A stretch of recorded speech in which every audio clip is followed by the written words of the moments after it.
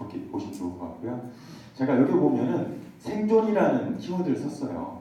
생존이라는 키워드.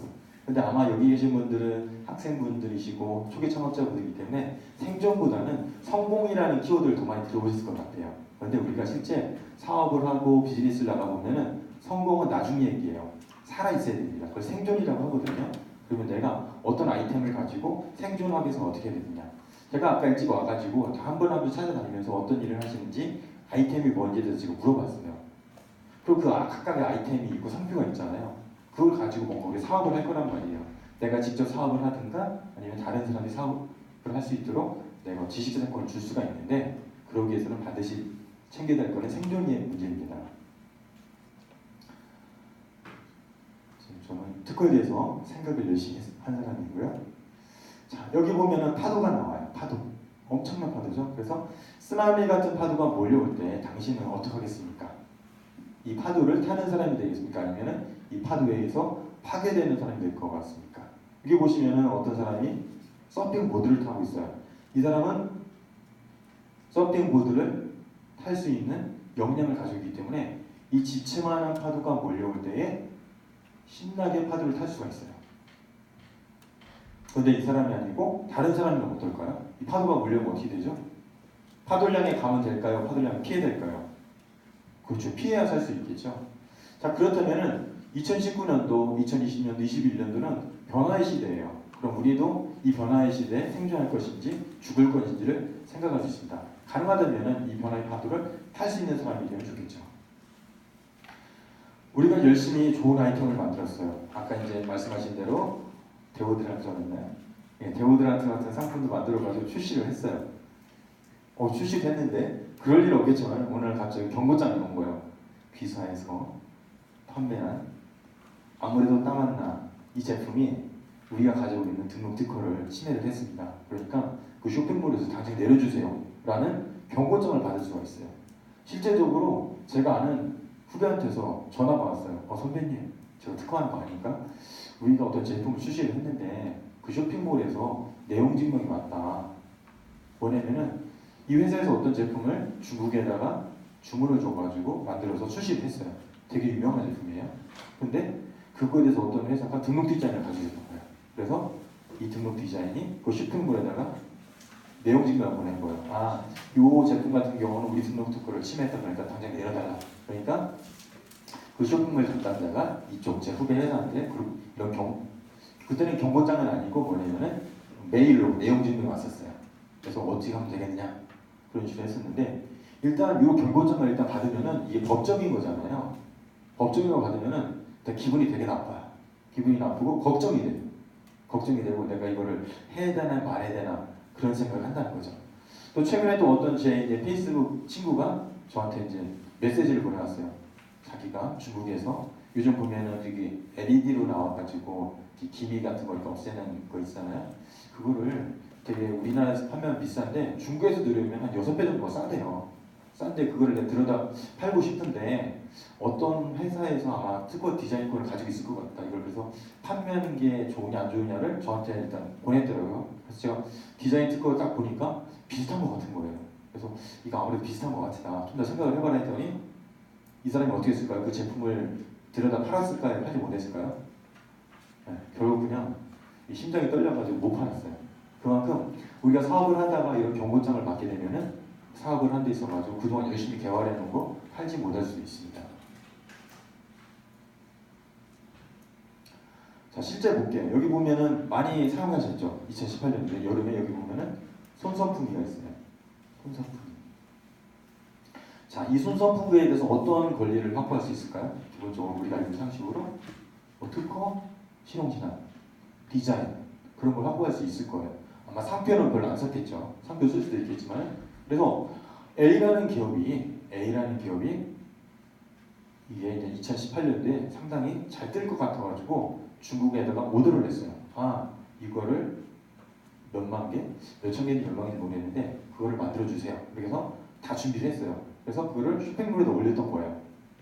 자, 어떤 일이 났을까요? B라는 기업에서 그 A, 아까 제가 말씀드렸듯이 A라는 쇼핑몰로 연락을 한 거예요. 이 제품 이거 그냥 사진만 드린 거예요. 꼭 이 제품 아니고 사진만 드린 건데 그 쇼핑몰에 올라가 있는 귀사 쇼핑몰에 올라가 있는 그 제품은 우리 등록 디자인을 침해했다. 이렇게 연락을 한 거예요. B에서 쇼핑몰로. 그러니까 그 쇼핑몰에서 A라는 회사로 연락을 간 거예요. 그러니까 그때는 이제 A라는 회사가 비상이 난 거예요. 자기는 그냥 빨리 팔고 그냥 싸게 만들어서 팔려고 했었는데 이런 식으로 오면 문제가 복잡해진 거잖아요. 그래서 A라는 회사에서 특허 사무소에 연락을 했어요. 우리가 이런 어떤 경고에 대해서 쇼핑몰에서 받았는데 어떻게 해야 되느냐. 그러면 일단 특허 사무소에서 어떻게 했냐면 그러면은 일단 제품을 만드셨으니까 팔아야 되잖아요. 팔아야 되니까 뭐냐면 그 등록 특허, 그러니까 우리가 만들고자 우리가 판매해서 만들어서 판매하고자 하는 제품은 그 등록 디자인을 침해하지 않았다. 그 등록 디자인의 범위에 속하지 않는다는 일단 내용을 적어가지고 보내라. 그런 식으로 한 거예요. 그래서 A라는 회사에서 그 쇼핑몰로 그 내용을 적어가지고 그대로 보냈어요. 그 변리사에 어떤 소견서를 써가지고. 근데 어떻게 대응했을까요? B라는 그 등록 디자인을 가지고 있는 기업에서 그 사람도 역시 변리사 사무소에 연락을 해가지고 아니다. 이거는 이 제품은 우리 등록 디자인을 침해했다 이렇게 해가지고 또 내용을 보낸 거예요. 결국 이 등록 디자인 회사에서 어떻게 했냐면은 A라는 기업의 이 제품, 예를 들어서 이 제품이 자기네 등록 디자인을 침해했다는 것들을 권리범위 확인 심판을 했어요. 그래서 그 특허 심판원에서 이 A라는 제품이 B라는 등록 디자인에 속한다는 그 내용을 받은 거예요. 그러니까 그 A라는 처음에 이제 이걸 출시하려고 했던 기업은 어떻게 했을까요? 이거를 많이 팔았을까요? 못 팔았을까요? 네, 진짜 못 팔았어요. 많이 못 팔았어요. 네. 그래서 제가 뭐라고 했냐면은 그럼 일단 팔어. 팔고선 나중에 파산 신청하면 되니까 그냥 팔어. 이렇게 한 거예요. 아니면 외국 법인이 있었으니까 외국 법인에 대해서 걔네가 뭐 이렇게 민사소송으로 못할 테니까 일단 팔어. 이렇게 했는데 저는 그렇게 얘기를 했는데 나중에 얘기를 들어보고 나중에 물어봤어요. 네. 여름이 지난 다음에 돈을 많이 벌었으니까 물어봤더니 이 A라는 기업에서 자기가 원했던 만큼 못 파는 거예요. 재미를 못 본 거예요. 그래서 사람들은 특허에 대해서만 되게 중요하게 생각하는데 특허뿐만 아니라 디자인만 가지고 있어도 디자인 등록만 가지고 있어도 사람이 마음대로 물건을 팔지 못하게 할 수 있다는 거죠. 근데 만약에 그 B라는 기업에서 이 손선풍기를 받는 기업인데 그 B라는 기업에서 등록 디자인 안 가지고 있어서 못 샀을까요? A라는 기업은 어떻게 했을까요? 물건을 마음대로 팔 수 있었을까요? 못 팔았을까요? 당연히 마음대로 팔았겠죠. 그런데 등록 디자인을 자기가 확보했기 때문에 다른 사람들이 이 시장에 오는 것들을 막을 수가 있었다는 거죠. 비슷한 사례가 또 뭐가 있을까요? 최근에 스카이캐슬 보셨죠? 스카이캐슬 보시면 예서라는 학생이 나와요. 예서라는 학생이 나오는데 혹시 예서가 공부하던 그 책상을 보셨나요? 네, 못 보셨나 보네요. 어차피 이제 수험생이 아니시니까 예서라는 학생이 스카이캐슬에 사는 학생인데 고3 학생인데 예서가 공부한 책상이 있어요. 근데 그게 바로 특허를 받은 책상이에요. 특허를 받았는데 그거는 받은 다음에 별로 이렇게 이제 거의 사장되다시피 한 거예요. 근데 이번에 스카이캐슬을 만든 PD가 이번에 우리 제품에 그 대표님과 한번 좀 그건 여기다가 좀 써보시죠. 이렇게 해서 한번 보여요. 이제 거기다가 그 스카이캐슬에다가 제가 소개를 한 거예요. 이렇게 이제 예서가 써본 거죠. 근데 그게 강남 엄마들한테서 대박이 난 거예요. 그래서 연락이 와가지고 이제 그동안 안 팔리던 그 책상이 엄청나게 팔린 거예요. 그런데 이거에 대해서 뭐를 가지고 있었냐면은 특허권을 가지고 있다고 했잖아요. 그러니까 다른 사람들이 마음대로 못 파는 거예요. 그래서 직원들 상당히 채용하는 그런 식이 됐었습니다. 그리고 또 작년에 또 이거 혹시 아시나요? 그 토끼 모자 아시죠? 토끼 모자 이렇게 누르면은 귀가 딱딱 일어나는 거. 요즘 피카츄도 나왔더라고요. 그게 엄청나게 인기를 끌었잖아요. 그런데 그건 아쉽게도 그거 만든 사람이 특허를 안 받아놨어요. 그래서 너나 여러 사람들이 다 만들어가지고 이게 개발한 사람은 재미로 보고 열심히 그냥 자금력을 통해서 열심히 판매한 사람들만 돈을 많이 벌었습니다. 이 두 번째 기업은 N기업, 그러니까 NUC라는 기업이에요. NUC라는 기업. 그래서 NUC라는 기업을 인터넷에 딱 검색을 해보면은 홍삼 제조기, 홍삼 짜는 거 아니면 주스 만드는 거 이렇게 갈아서 만드는 것들을 만드는 회사예요. 제가 예전에 이제 특허 사무소에 근무를 할 때 저도 특허 사무소 근무를 했었는데 이 NUC라는 회사에서 뭔가 제품이 조금만 바뀌면은 특허 출원하고 실용 신할 출원하는 거예요. 분명히 특허 상무소 입장에서는 조금 거라도 바뀌어가지고 특허 출원하는 건 돈이 되니까 좋은데 저는 되게 궁금했어요. 아니 내가 볼 때는 실무자 입장에서 볼 때는 조금만 바뀌는데 왜 그걸 굳이 특허 출원하나? 근데 나중에 알고 보니까 이 NUC 기업 같은 경우는 그 특허 출원과 신용신한 출원을 통해서 되게 재미를 본 거예요. 여기도 당연히 홈쇼핑에다가 자기 제품 판매를 해요. 홈쇼핑에 판매를 하면 어떻게 할까요? 누가 생기죠? 당연히 따라서 하는 사람이 생겨요. 그런데 이 사람은 이 기업은 자기네 등록 이제 특허가 있으니까 따라서 하는 사람이 있으면 경고장을 보내는 거예요. 경고장을 보내고 제가 듣기로는 어떤 얘기를 들었냐면은 만약에 어떤 사람이 이제 제품을 출시를 하잖아요. 그러면 거기에서 자기 특허 포인트로 연구를 하는 거예요. 아 얘네가 이런 식으로 좀 더 개발하겠네? 그러면은 거기다가 뭔가 살을 더 붙여가지고 실용신안을 출원해가지고 그걸 등록을 받는 거예요. 그리고 나중에 그 다른 회사가 그거에 대해서 제품을 만들면은 너네 우리가 등록 이거 특허 가지고 있는데 침해했네? 어떻게 할 거야? 이렇게 하면 어떻게 되죠? 그쪽에서 돈을 줘야 될 거 아니에요. 그럼 그 돈 라이센스 비를 받은 거 가지고 자기네 또 제품에 또 투자를 하고 그런 식으로 해서 이 기업 같은 경우는 사소한 것도 특허를 출원해서 등록을 받아가지고 그거를 통해서 홈쇼핑에서 경쟁력을 가지고 따라온 사람이 있으면 경고장을 보내고 아니면 사업을 하고 싶으면 돈을 받아서 그런 식으로 하고 지금 같은 경우는 해외에 상당히 많은 특허 출원도 가지고 있고 해외에 수출을 되게 많이 하고 있습니다. 그래서 국내 판매액보다 해외 수출이 상당히 많은 회사입니다. 그래서 이 기업 같은 경우는 대표분이 지금 아마 회장님이라고 하시는데 그 대표분이 특허에 대해서 상당히 좀 애착을 가지고 하셨던 회사였습니다. 그래서 국내 N기업사의 주방 가전의 경쟁력을 확보한 사례이고요. 이 기업은 서울반도체예요. 서울반도체는 LED를 만드는 회사예요. 원래 LED는 일본의 니찌아라는 회사가 상당히 잘 나가는 회사고 유명한 회사입니다. 그래서 이 서울반도체에서 최초 그때가 아마 2004년도나 그 정도에 이제 일본 쪽으로 출시하는 제품을 LED를 출시를 했어요. 그러니까 일본 니찌아에서 자기네가 가지고 있는 등록 디자인을 침해했다고 해서 세 건을 침해했다고 해서 침해 소송을 걸은 거예요. 근데 그때 특허 이제 침해 소송, 디자인 침해 소송을 받았을 때 이 서울반도체 같은 경우는 그때 이제 해외로 출시한 제품이 많지가 않았어요. 그래서 그냥 아예 안 팔면 됐어요. 근데 이때 경영자 입장에서 어떤 생각을 했냐면은 우리가 만약에 지금 그냥 그대로 받아들여가지고 이걸 딱 꺾어버리면은 더 이상 우리가 진출을 못할 거야. 이참에 얘를 꺾어버리자. 이렇게 해서 이렇게 해서 어떤 일이 있었냐면은 얘네는 해외에 나갈 때 미리 니자 특허라든가 이런 것들을 다 검색을 한 거예요. 그래서 대안을 세워놓은 거예요. 그래서 그렇게 해서 막상 등록 이제 침해 딱 디자인에 대한 침해 딱 들어오니까 맞붙은 거예요. 어떻게 됐을까요?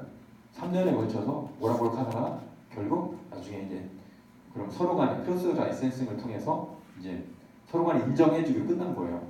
그게 한 3년 정도 걸렸던 것 같아요. 근데 그 이제 특허 소송이 딱 이렇게 안착이 되니까 어떤 결과가 났을까요? 이 회사는 주가가 몇 배가 됐을까요? 네, 한 몇 배쯤 됐을 것 같아요. 네, 5배. 주가가 5배가 뜬 거예요. 그러니까 일본의 니치아라는 회사와 특허 소송 붙었다가 그거를 제대로 해결하고 딱 세틀이 되니까 주가가 6개월 만에 5배가 뛴 거예요. 그만큼 특허가 상당히 중요한 거고 여기 앉아 계신 분이 대표님이에요.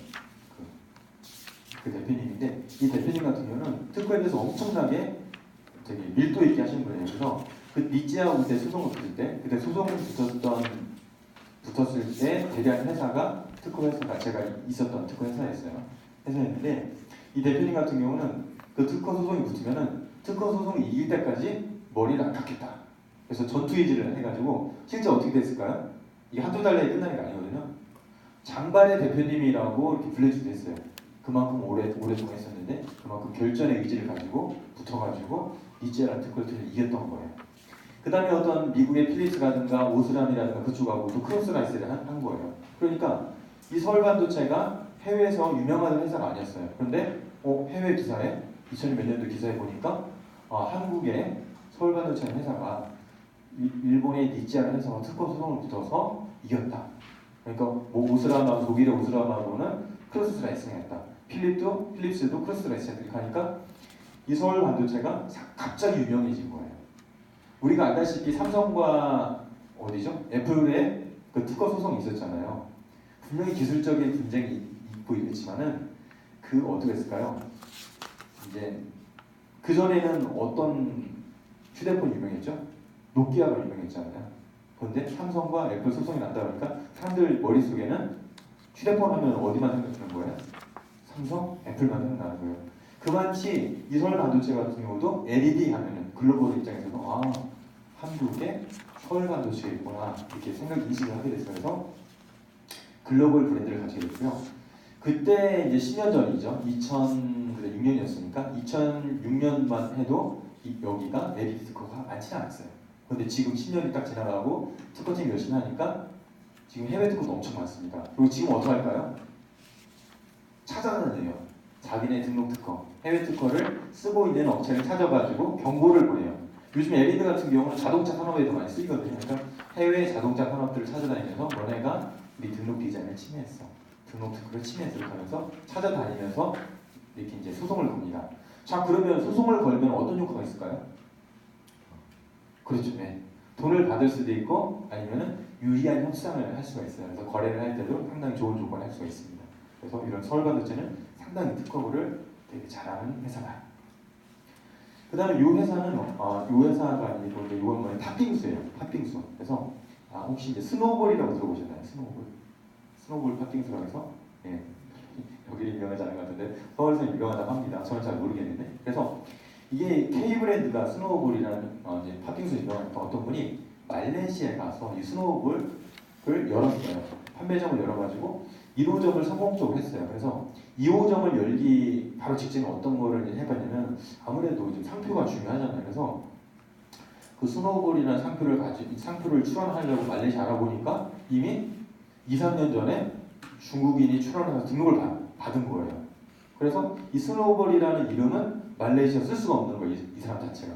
그리고 그걸 쓰려면은 그 상표권자한테 허락을 받아야 되는 거예요. 그래서 자초지종을 알아보니까 이 스노우볼이라는 회사가 이게 말레이시아에 이제 뭐라고 하죠? 이제 나가기 3년 전 정도에 싱가포르에 가가지고 그 제품 설명회 전시 같은 데 있죠. 그때 이제 이 브랜드가 노출이 된 거예요.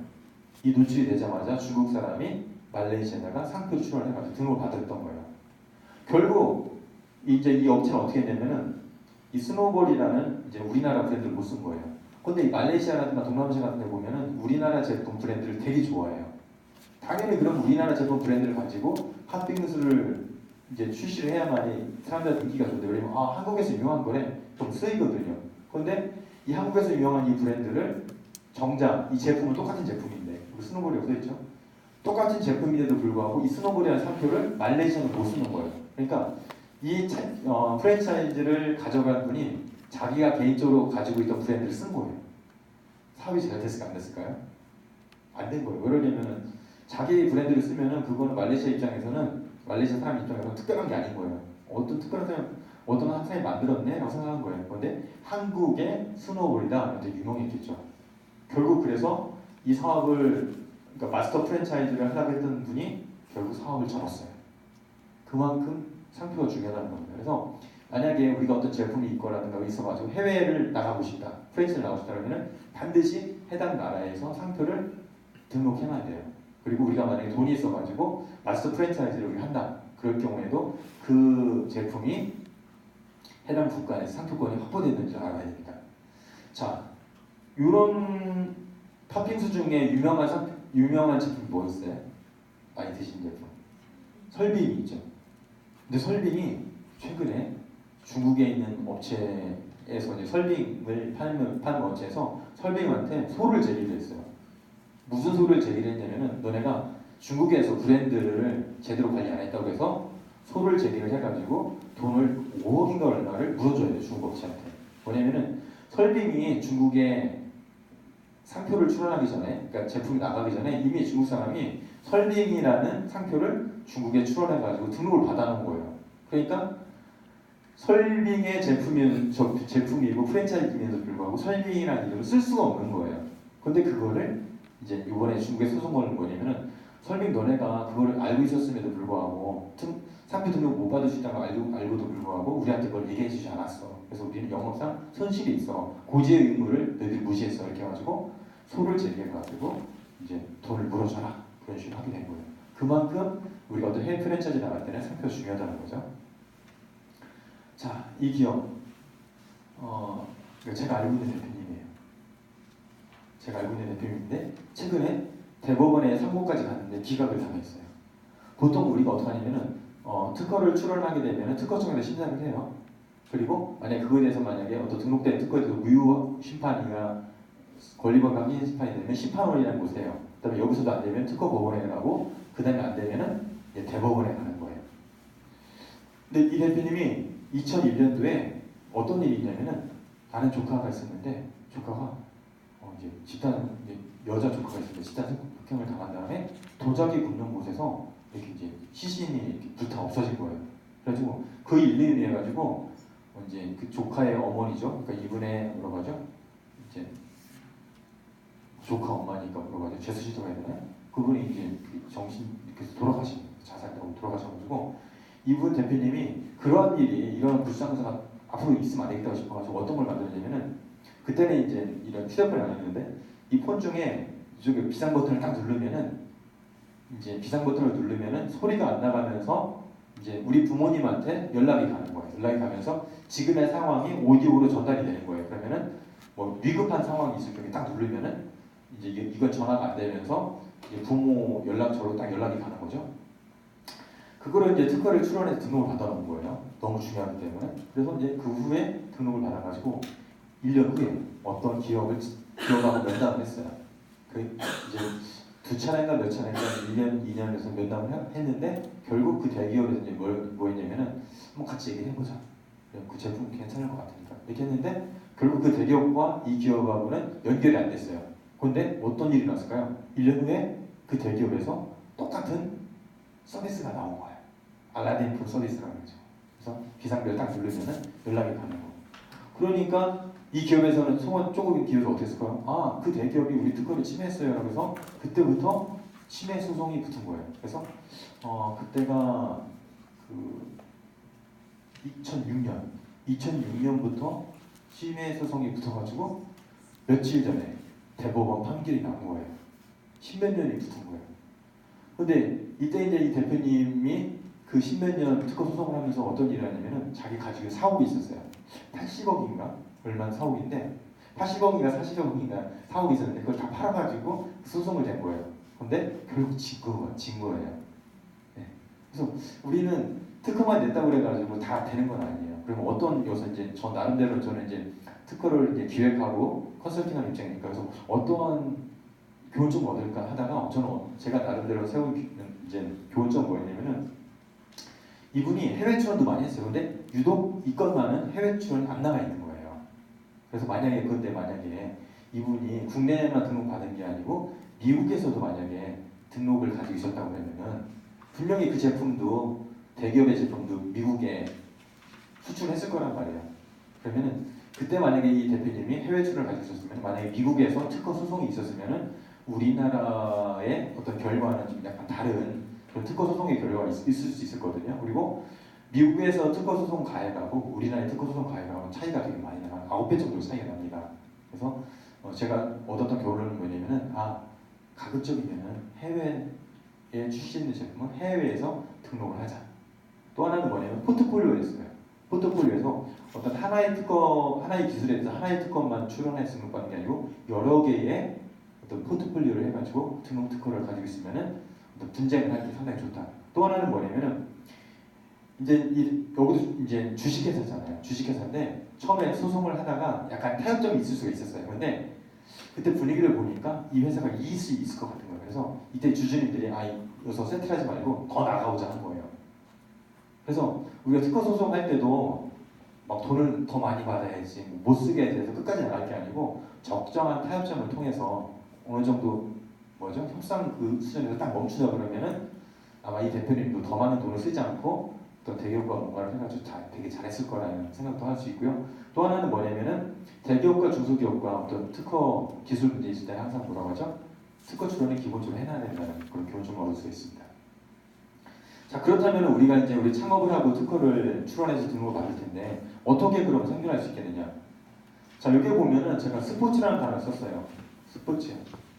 이제 뭐 축구도 하고 그러는데 축구에는 심판이 있잖아요. 그래서 보통 이제 공정한 스포츠라고 합니다. 스포츠에 룰이 있어요. 그래서 룰에 맞게끔 게임을 해야 되고 룰에 맞게 게임 안 하면은 경고장, 옐로우 카드 보내주고 옐로우 카드 안 되면은 레드카드를 통해서 이렇게 뭐라고 하죠? 경기장에서 쫓아냅니다. 근데 우리가 사업의 현장은 이 공정한 스포츠가 아닌 거예요. 생존이 달린 전쟁터인 거예요. 여기 보면 어떤 여자 부사가 칼을 들고 있죠. 이 칼에 있는 피가 누구 피일까요? 네, 당연히 적의 피일 거예요. 자기 피면 이미 자기 죽었을 테니까. 이 이미지는 제가 좋아하는 영화인데 무용검이라는 영화가 있었어요 예전에요.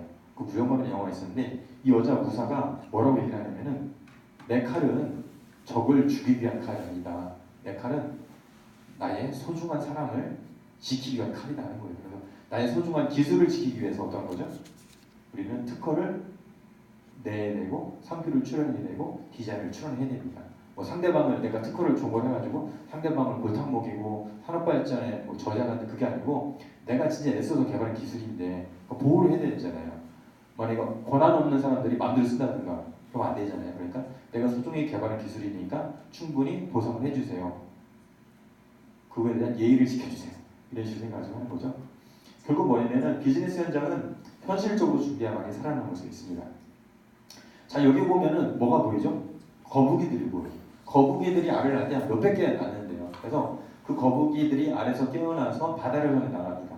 근데 바다로 나간 거북이들이 성장을 해서 알을 낳아오는 거북이는 몇 마리나 될까요? 대략? 혹시 아세요? 네. 저도 몇 마리가 되는지 모릅니다. 근데 몇백 마리의 거북이가 나가지만은 실제적으로 알을 낳아오는 어미 거북이는 몇 마리가 안 된다는 거예요. 그만큼 우리가 이제 여기 보신 어떤 분들은 진짜 이제 아까 보니까 진짜 스타트업을 하고 계시는 대표님도 계세요. 대표님도 계시고 어떤 분들은 회사에 가실 분도 있어요. 수많은 스타트업과 중소기업들이 창업을 하지만은 성공하는 기업들이 많지가 않아요. 여기 보면 뭐라고 써있냐면 나는 대한민국의 스타트업 중소기업입니다. 두 가지 키워드를 제가 보여드리려고요. 하나는 뭐냐면 대한민국이라는 키워드고 또 하나는 뭐냐면은 스타트업과 중소기업이라는 키워드예요. 만약 우리가 대한민국이 아니고 미국 실리콘밸리에 사업을 한다면 어떨까요? 실리콘밸리는 그래도 우리나라보다는 어떤 중소기업, 소기업들의 아이디어를 뭔가 보상을 해주려고 해서 어떤 조그만 스타트업이 좋은 기술을 가지고 있으면 그 스타트업을 M&A를 해가지고 그 스타트업을 살려주면서 자기도 뭔가 하려고 해요. 근데 우리나라는 어떻죠? 좋은 기술을 가지고 있으면은 보상을 안 해주고 그냥 자기네가 개발을 하려고 해요. 니네 좋은 기술이 있는데 한번 설명을 해봐. 우리가 같이 해볼 수도 있으니까 니네 설명을 해서 좋으면 우리가 지원해줄게. 그래서 설명을 들어요. 그 다음에 어떻게 할까요? 지원해주고 그럴까요? 대다수가 그냥 설명 들어가지고 그거 예전에 우리가 그 개발하던 거였는데 이렇게 하면서 자기네가 개발하는 경우 상당히 많습니다. 그런 어떤 풍토가 있고요. 또 하나는 뭐냐면은 우리는 스타트업이에요. 스타트업 같은 경우, 중소기업 같은 경우는 대기업에 비해서 기술력이 미약해요. 그리고 인프라도 상당히 열악합니다. 그리고 원철 기술보다는 응용력 기술 정도라든가 대기업의 기술력이에요. 아까 우리가 이제 땀 안 나는 제품을 만들었다고 했잖아요.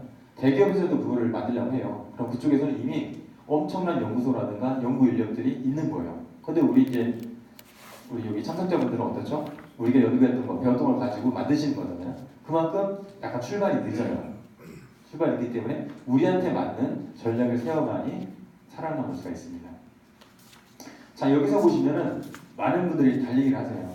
여기 오신 분들도 뭔가 달리기를 하시기 위해서 아까 이제 제가 물어봤어요. 가운데 테이블에 우리 상주의 분한테 오늘 참석한 이유가 뭐예요? 그랬더니 뭐라고 했냐면 작년에 친구가 들었는데 좋다고 해서 왔다. 그래서 그럼 개인적인 그런 목표가 뭐냐 했더니 뭔가 하나 좀 건지려고 왔다는 말씀을 하셨거든요. 뭔가 건지려고 하고 뭔가 내가 특허라도 배워가지고 뭔가라도 지식을 확보하려고 하고 다들 열심히 하세요. 여기 앉아있는 분만 열심히 하는 게 아니고 다들 열심히 하는 겁니다. 그래서 여기 보세요. 다 열심히 하시죠.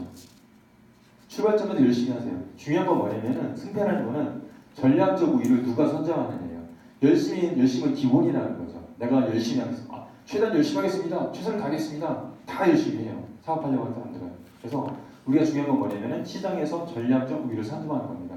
지금 출시하고자 하는 제품, 만들고자 하는 제품에서 전략적 우위를 선점을 하셔야 돼요. 그럼 어떻게 전략적 우위를 선점하실까를 항상 생각하셔야 되는 거죠. 자, 여기서 보면은 많은 분들이 그럼 저한테 물어봐요. 아까 저도 물어봤어요. 이제 저도 물어봤었는데 저한테 물어보는 질문은 뭐냐면 왜 우리가 특허 출원을 해야 되죠? 왜 우리가 특허 출원을 해야 되죠? 자신을 그냥 지키기 위해서 맞습니다. 정확한 답이신데요. 만약 어떤 분들이 저한테 이제 물어보면 저 이렇게 대답을 해요. 그러니까 다른 분들이 만약에 이렇게 물어보면 이렇게 대답하시면 돼요. 청석자님 왜 특허 하시려고 하세요? 그러면 이렇게 대답하시면 돼요. 저는요 저희 기업의 기술을 보호하고요 시장에서 전략적 우위를 선점하려고 저 특허청을 합니다. 이건 정답이에요. 그리고 이게 교과서적인 답이에요. 그리고 현실적으로는 어떨까요? 시장에서 전략적 우위를 선점하는 게 현실적인 거예요. 왜 제가 현실적이라고 말씀드리냐면은 아까 그 S 소기업이 있었잖아요. 소기업이 있었는데 대기업하고 이제 트러블이 있어가지고 이제 뭐라고 하죠? 한 기업이 있었잖아요. 그 기업도 자기의 기업을 보호하려고 했던 거예요. 기술을 보호하려고. 근데 실제로 보호됐나요? 안 됐나요? 안 됐잖아요. 그러니까 이 기술은 보호될 수도 있고 안 될 수도 있어요. 근데 우리가 특허 출원하고 등록을 받으면은 시장에서 전략적 우위를 선점할 수 있습니다. 자 여기 보시면 이 칼을 보세요. 칼을 잘 보시면은 요 위에 문양이 어떤 문양이죠? 혹시 보이시나요? 예, 완과. 좋아. 그 다음에 퀴즈입니다. 이 칼을 들고 다니는 사람의 신분은 뭘까요? 와, 정확하게 보셨어요. 이 칼 하나만 보고도 이 왕관만 보고도 저 칼의 인자는 왕일 거라고 생각했어요. 마찬가지로 어떤 기업에 A라는 기술 쪽으로 등록 특허가 10건이다. 그러면 바깥에서는 어떤 생각을 하시냐면 저 기업은 A라는 기술에 대해서 되게 잘하는 기업인가 봐라고 생각을 해버리는 거예요. 생각을 했음이 아니고 어떤 기업에 10건 A 분야에 대해서 10건 등록 특허를 가지고 있다. 그러면 다른 사람 바라볼 때 저기는 기술 기업인가 봐라고 생각을 해버립니다. 상당히 중요한 거고요. 자 그러면 전략적 우위를 선점해서 어떻게 되느냐. 제가 말씀드린 건 BTI 전략이에요. 뭐냐면 여기 보시면은 비즈니스하고 기술하고 지식재산권. 지식재산권을 인텔렉추얼 프로퍼티라고 해요. 지식재산권인데 이렇게 제가 세 개를 나열을 해놓으니까 많은 분들이 선택을 하려고 하세요. 맞아. 나는 특허는 없으니까 이 비즈니스 좋은 모델을 가지고 사업을 하겠어. 어떤 분들은 나 비즈니스 모델이 그냥 비슷한 것 같아. 나는 기술을 가지고 승부를 할 거야. 어떤 분은 나는 기술도 없고 비즈니스도 없으니까 이 특허만 가지고 뭔가 할 거야 이렇게 생각을 하세요. 항상 선택적으로. 왜냐면 우리는 항상 어디죠? 뭐 고등학교 때도 그렇고 대학교 때도 그렇고 뭐죠? 이렇게 선택하고 찍는 데 익숙해져 있잖아요. 그러니까 이 세 개 중에 하나를 선택을 하려고 하세요. 근데 비즈니스만 우수하다고 해서 기술만 우수하다고 해서 특허만 가지고 있다고 해서 사업에 성공할 수 있냐? 그건 아니에요. 생존할 수는 아닙니다. 우리가 전략적으로 선점하기 위해서는 비즈니스와 기술과 특허를 하나의 프레임으로 생각하셔가지고 비즈니스 입장에서 기술과 지식을 보시고 뭐죠? 이 기술성 내가 어떤 좋은 사업 아이템을 가지고 있다. 그러면 이 사업을 딱 하자. 그게 아니고 이 사업을 구현하기 위한 실제적인 기술을 내가 가지고 있느냐. 그리고 그 기술이 몇 년 사이에 이루어질 수 있겠느냐 살펴보시면 돼요. 그리고 또 하나는 뭐냐면은 이 비즈니스와 기술이 있으면은 그거를 법적으로 보호받을 수 있는 게 지식재산권이거든요. 그러면 이거를 지식재산권으로 확보할 수 있느냐 없느냐를 따져가지고 이 기술을 외부에 공개할 거냐 말 거냐를 결정을 하셔야 돼요. 이런 것들을 하나의 프레임으로 생각하셔야만이 내가 생존할 수가 있다는 거죠. 되게 제가 좋아하는 인물입니다. 이소룡이에요. 이소룡이고 쌍절곤이죠. 어릴 때 쌍절을 많이 했거든요. 이소룡이 창시한 무술이 절권도라는 무술이에요. 저는 지금 복싱을 하고 있어요. 복싱에서는 발을 못 써요. 주먹만 써야 되거든요. 근데 킥복싱에서는 뭐를 쓸 수 있죠? 주먹하고 발 다 쓸 수 있죠. 아마 근데 이마는 못 쓸 것 같아요. 근데 이 절권도에서는 자기 가지고 있는 모든 걸 씁니다. 제가 절권도를 몇 개월 수련하면서 얻은 건 뭐냐면 절권도는 기본 제가 받아들인 건 뭐냐면 제한되지 말고 다 사용하라는 거예요. 제한되지 말고 다 사용하라는 거. 우리가 사업을 하고 비즈니스 하다 보면은 많은 사람들이 그래요. 당신 이거는 하지 마세요. 당신 이거 사업하려면 이거 범위 내에서 하셔야 돼요. 다른 사람이 얘기를 해버리니까 내가 사업을 할 때도 꼭 그렇게 해야 된다고 생각하세요. 그렇지만 내가 사업을 하고 비즈니스 하기 위해서는 내가 가지고 있는 것, 내가 가지고 있지 않은 것도 다 사용을 하셔야 됩니다. 자 여기서 보면은 이건 절권도의 문양인데 절권도의 문양을 보면은 아래에서 위로 올라가는 화살표가 있고 위에서 아래로 내려오는 화살표가 있어요. 뭐 태극 문양이죠. 이것도 보여드리니까 어떤 분들이 항상 생각을 많이 하세요. 나는 음과 양 중에 나는 양의 성품에 속해라니까 나는 양의 어떤 성질을 가지고 나는 사업을 할 거야. 나는 음과 양 중에 음의 성격을 가지고 있기 때문에 음에 가지고 사업을 할 거라 생각하시는데 이 그림이 보여주는 건 뭐냐면 음양 간의 연속적인 상호작용이에요. 음의 성격이나 양의 성격이도 뭔가 상호작용을 통해서 자꾸 뭔가를 만들어낼 때 물체가 활성화될 수 있다는 그 얘기입니다. 똑같은 그림이에요. 여기서 보면 특허라는 아이템이 있고 비즈니스, 기술이라는 아이템이 있어요. 그래서 특허에서 비즈니스와 기술로 올라가는 화살표가 있고 위에서 내려오는 화살표가 있습니다. 그래서 아까도 이제 우리가 아이템을 가지고 있잖아요.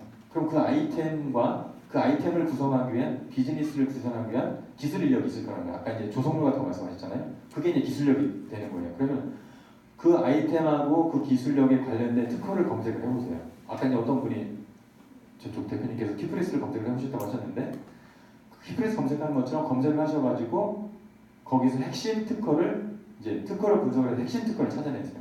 핵심 특허는 뭐냐면은 내가 만약에 제품을 출시를 했어요. 출시를 만들어가지고 제품을 출시를 할 거예요. 출시를 했을 때 아니면 내가 어떤 라인을 만들 때 나한테 방해가 되는 등록 특허를 가지고 방해가 되는 등록 특허가 핵심 특허인 거예요.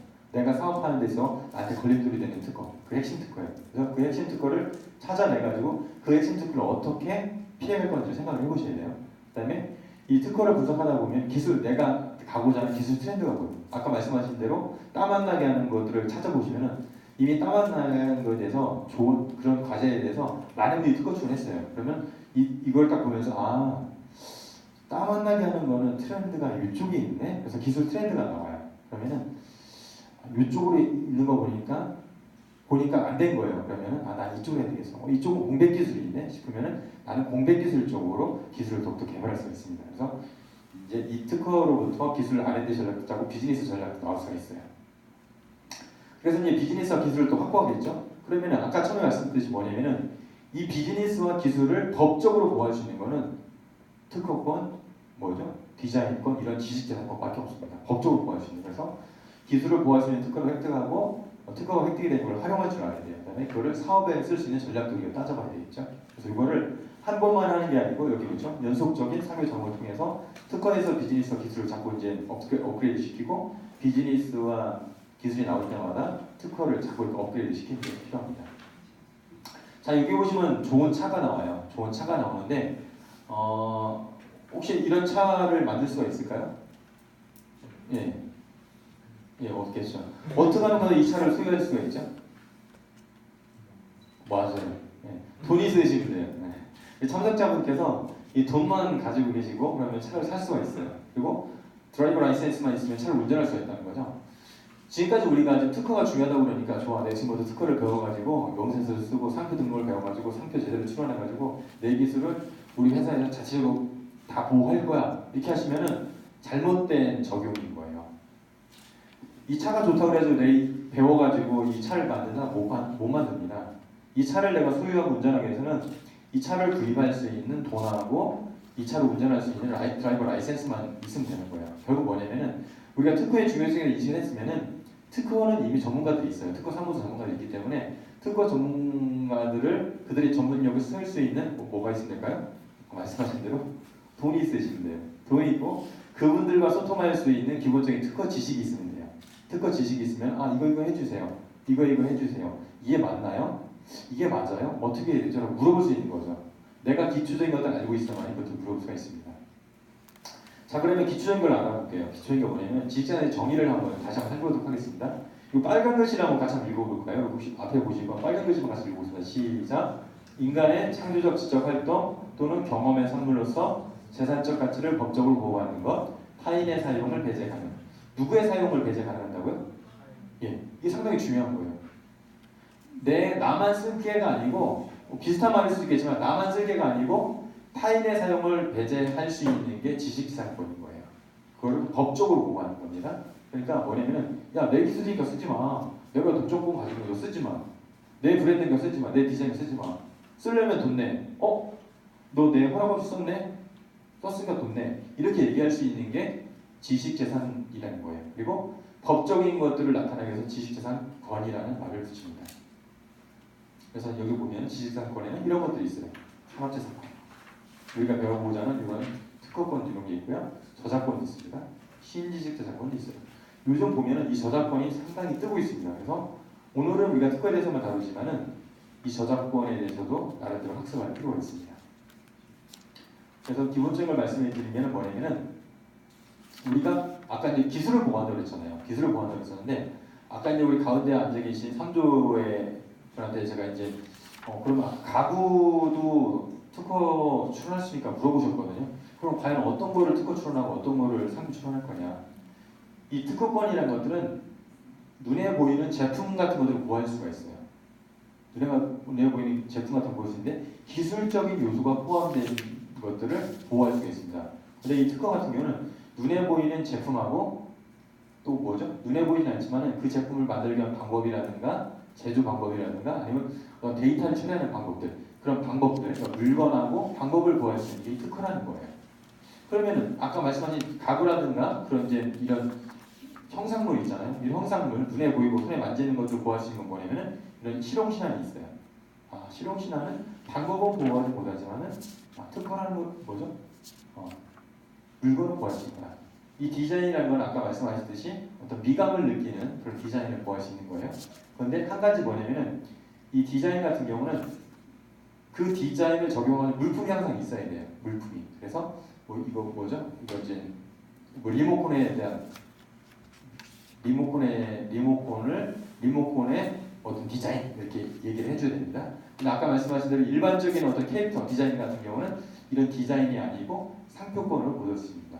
상표권은 보통 브랜드라고 하거든요. 브랜드도 될 수 있고 이미지도 될 수 있어요. 그래서 그런 브랜드라든가 이미지, 요즘 같은 경우는 뭐죠? 소리 같은 것도 가능합니다.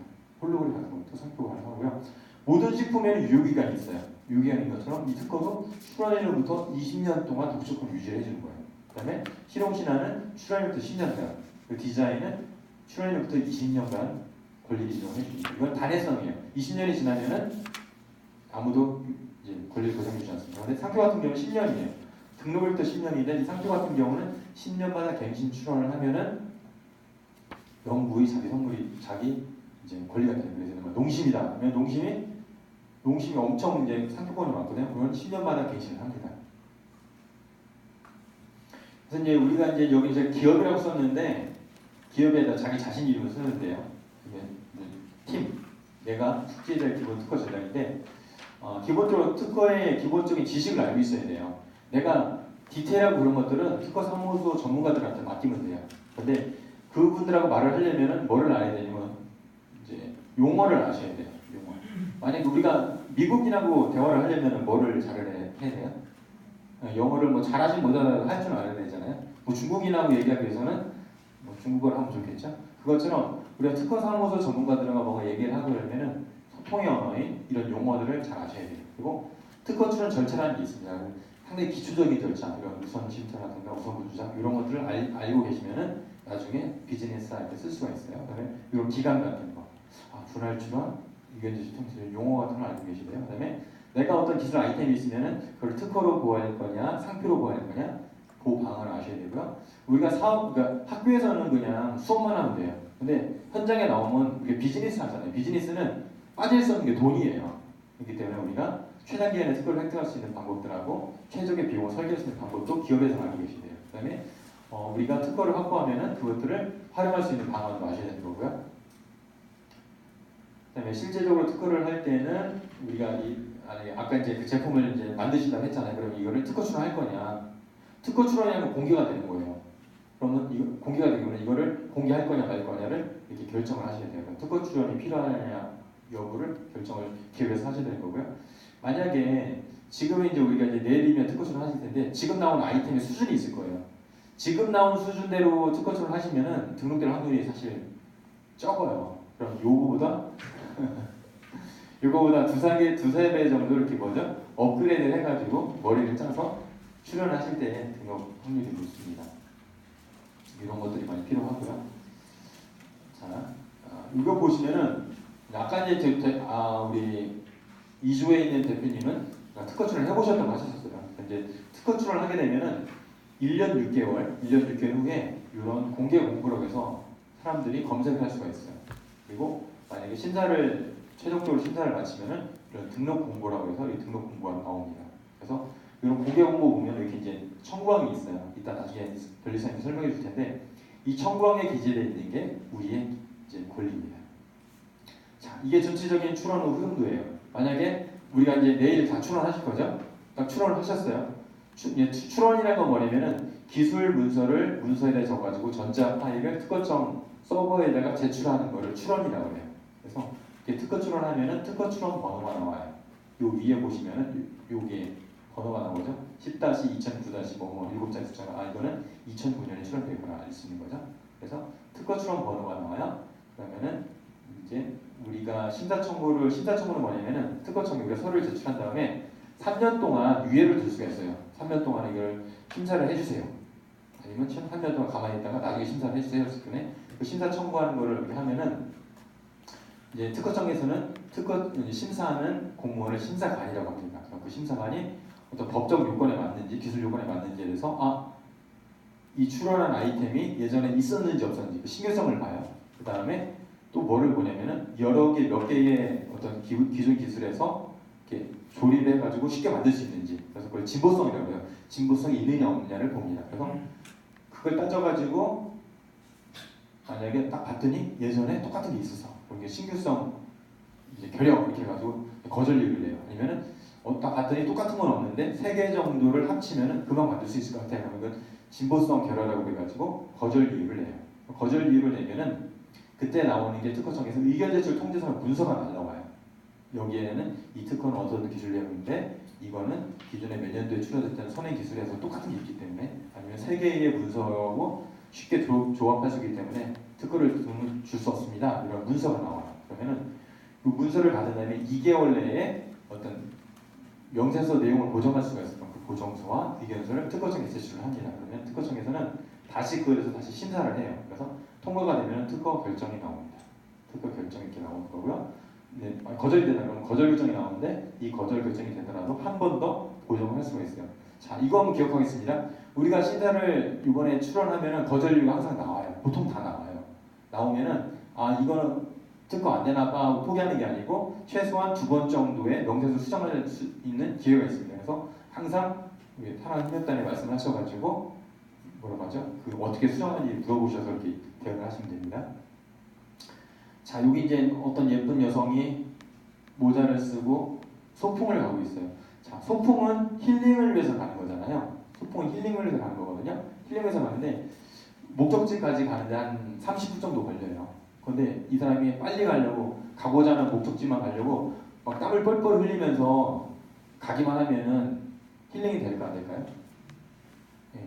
땀만 날 거예요. 힘들기만 할 거예요. 마찬가지로 우리가 보통 특허 출원할 때는 우리 기술을 보호받기 위해 특허 출원하는 거고, 특허 출원하는 사람은 당연히 등록을 받고 싶어해요. 근데 우리가 특허를 등록해서 출원해서 등록될 확률이 한 60%밖에 되잖아요. 거의 40% 내지 50%는 거절이 된다는 거예요. 등록이 안 된다는 거예요. 그러면은 나는 특허를 출원했는데 거절받으면은 이 특허 출원한 의미가 없잖아. 괜히 했네 생각할 수 있거든요. 근데 그건 잘못된 생각인 거예요. 뭐냐면은 이분은 여행을 할 때 목적이 뭐냐면 힐링이 목적이었잖아요. 거기까지 걸어가는 게 목적이 아니잖아요. 우리가 특허 출원할 때도 어떤 목적을 세워야 되냐면은 우리가 특허 이제 명세서 적어가지고 출원하면은 심사관이 객관적으로 심사를 해요. 나름대로. 그러면은 우리가 그동안 발견하지 못했던 선행 기술이라든가 기술 트렌드를 그 거절 이유를 통해서 알 수가 있는 거예요. 나는 이 땀 안 나는 게 진짜 대단해가지고 출원했는데 알고 보니까 똑같은 게 또 있었네. 그럼 어떻게 하셔야 돼요? 똑같은 걸 또 만들 필요가 있을까요? 없을까요? 똑같은 걸 만드는 게 아니고 뭔가 추가를 하거나 그래서 만들어야 된다는 거예요. 나는 진짜 괜찮은 아이템에 여행 아이템이어가지고 진짜 돈도 되고 해가지고 등록했는데 출원했는데 등록이 안 된 거예요. 특허 출원 괜히 한다는 게 아니고 그동안 나와 있던 것들을 보고선 이것들을 살짝 스피노프 해가지고 딴 쪽으로 나갈 수 있다는 거죠. 결국 뭐냐면, 그리고 또 하나는 뭐냐면 우리가 특허 출원을 했다고 그러면은 이거 이제 마케팅으로 쓸 수도 있거든요. 그러니까 이런 쪽으로 쓰면서 여기 보시면은 우리 기업의 내실을 다지는 기회. 보통 우리가 시험을 보는 거는 어떻게 학교에서 시험을 볼 때는 뭐예요? 돈 점수를 받기 위해서 시험을 보지만은 시험을 봐보면 내 내 수준을 알 수가 있어요. 이 부분 부족하네.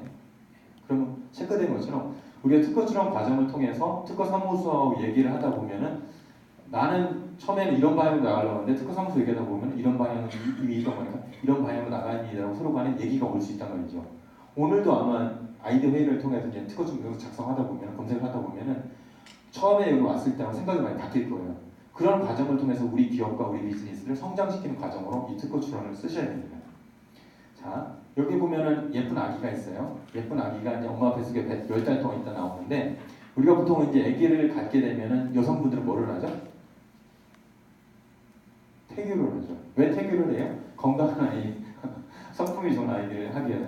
그런데 어떤 엄마가 아기를 가졌는데 맨날 그냥 담배 피고 술만 마시면 되겠어요, 안 되겠어요? 당연히 안 되죠. 그리고 이 과정은 뭐냐면은 건강한 아이를 갖기 위해서는 엄마 아빠가 출산 3개월 전에는 항상 운동도 하고 술 담배를 다 끊고 스트레스 안 받았을 때에 건강한 아이가 나올 수 있는 것처럼 우리가 특허 출원을 보통 이제 하게 되면은 사회에 나오면 어떤 경우에 특허 출원하면은 정부 지원 사업에 입찰할 때 특허 출원을 급하게 해요. 그러다 보니까 조금 내용들이 별로 안 좋게 이렇게 나가는 경우도 있어요. 그러니까 거절되는 경우도 많거든요. 그래서 만약에 우리가 특허 출원하기 위해서는 우리가 이쪽 비즈니스 쪽으로 3년 내에 어떤 경지까지 이르기를 원하고 우리의 경쟁 기업은 A 기업, B 기업, C 기업이다. 건데 A 기업은 어떤 기술을 가지고 B 기업은 어떤 기술을 가지고 있기 때문에 우리는 얘들을 경쟁 업체들을 방어하기 위해서 우리는 향후 5년에 걸쳐서 특허를 10건을 확보할 겁니다. 이런 로드맵을 가지고 그래서 우리는 어디 사무소랑 특허 사무소랑 조인을 해서 기술 개발부터 처음부터 상담을 하면서 가겠습니다. 이렇게 해서 작업을 진행하면 진짜 건강한 아이처럼 튼튼한 특허가 나올 수가 있습니다. 자, 제가 어렸을 때 저는 충남 공주가 집이었어요. 농촌이니까 바깥에 봤더니 오동나무가 있는 거예요. 그래서 오동나무를 낫을 깎았어요. 그래서 낫을 깎은 다음에 사포로 문질러가지고 맨질맨질한 칼을 만들었어요. 이렇게 해보니까 기분이 좋은 거예요. 때마침 앞에 소나무 기둥이 있었어요. 그래서 소나무 기둥을 딱 기분 좋아가지고 딱 쳤어요. 어떻게 됐을까요? 또 부러졌어요. 부러졌는데 어디가 부러졌냐면 이 가운데가 부러진 거예요. 결국 제가 그걸 만드느냐고 열심히 사무실까지 했었는데 피 없는 게 돼버렸잖아요. 근데 제가 영화에서 보니까 이 캡틴 아메리카 방패는 총으로 쏘고 대포로 쏘고 다 막아내더라고요. 결국 뭐냐면은 우리가 여기서 출연도 하고 나중에 출연도 하시겠지만은 엉뚱한 곳에 공들이면 안 된다는 거예요. 이미 나와 있는 거, 이미 다른 사람들이 나와가지고 제품 실패한 걸 가지고 열심히 막 만들고 있는 거예요. 그러면 안 된다는 거예요. 그러기 위해서 우리가 나중에 조사하는 것도 배울 거예요. 그래서 엉뚱한 거에 돈 들이지 말고 진짜 돈 될 만한 거, 괜찮은 기술에다가 공을 들이셔서 특허 출원 하시라는 거. 자, 이 마지막 장인데요. 토르라는 인물이에요. 마블 히어로인데, 해머. 한번 땅 치니까 다 망하더라고요. 다 죽더라고요. 자, 근데 이 해머를 가지고 이 해머 우리가 맞는다고 생각을 해보세요. 어떻게 될까요? 미소를 지으시는데 맞으면 안 되겠죠. 끝나는 거죠. 맞는 순간 끝나는 거예요.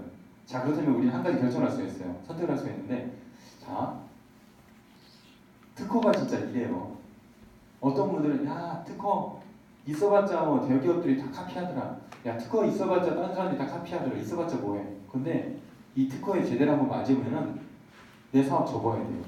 내가 만약 10억 들여가지고 라인 깔고 100억 들여가지고 제품을 생산해서 이제 미국으로 나갈 건데 그 미국에 우리의 어떤 핵심 특허가 있다. 나를 처벌할 수 있는 특허가 있다. 그러면 우리가 매출을 올리는 쪽 그쪽으로 돈을 다 바쳐야 돼요.